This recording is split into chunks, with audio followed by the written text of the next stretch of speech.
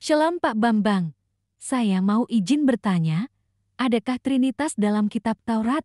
Mohon pencerahannya. Jadi sebetulnya gini ya, Alkitab kita itu kan perjanjian lama dan perjanjian baru ya.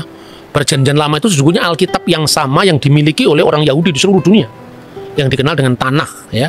Singkatannya kitab Torah.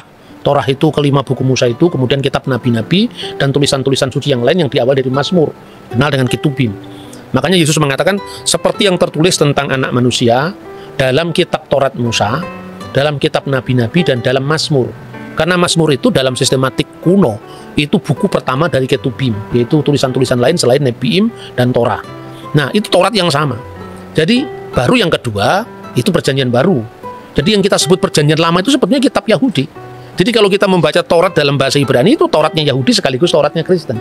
Jadi ini sekaligus juga bisa untuk menjawab kesalahpahaman bahwa orang Kristen telah memalsukan Taurat. Kalau memalsukan Taurat kan Tauratnya sudah beda dengan Taurat Yahudi kan. Orang Yahudi yang tidak percaya Yesus pun membaca Taurat yang sama. Jadi perbedaannya pada penafsiran bukan pada teks. Nah begitu kita membaca kitab Taurat, kitab pertama kan namanya Bereshit, Sefer Bereshit, Sefer Wayikra, Sefer Elishemot, Sefer Wayikra, Sefer Bemidbar dan Sefer El-Harivarim, kitab Kejadian, Keluaran, Imamat, Bilangan, Ulangan. Kita membaca pertama kitab suci kita ini ya, tentu dari kanan ke kiri.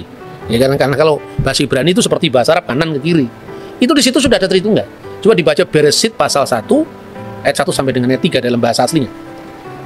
Oke, sebelumnya saya perkenalkan dulu. Jadi Mas Edward ini adalah kader dari Institute for Syria Culture Studies.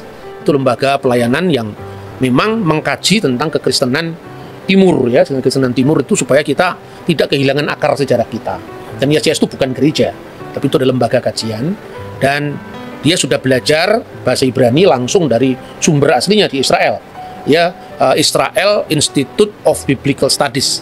Nah, kita bisa langsung membaca teks ini dari bahasa aslinya. Silakan. Ya, dari kitab Kejadian atau Sefer Bereshit, Bereshit bara Elohim et Hashamayim ve et Haaret. Dari pasal 1 ayat pertama ini kita menemukan existence of God, eksistensi Bapa, disebut sebagai Elohim. Kemudian di ayat kedua, ve Haaret hayeta tohu vavohu, ve Hoshea alfenetehom. Kemudian dilanjutkan dengan ve ruach Elohim. Di sini pribadi Allah yang kedua adalah ruach Elohim atau Roh Kudus atau Roh Allah. Ve ruach Elohim merachefet alfnei hamayim. Nah, di ayat ketiga kita menemukan pribadi yang ketiga, Vayomer Elohim, Amar Elohim atau Logos. Berfirmanlah Allah, Yehior, Vayehior. Jadilah terang, dan terang itu pun jadi. Karena hanya dengan berfirman Allah bisa menciptakan segala sesuatu. Oke Pak Bambang, penjelasan Anda sangat mencerahkan dan menguatkan iman kami. Terima kasih, Tuhan Yesus memberkati.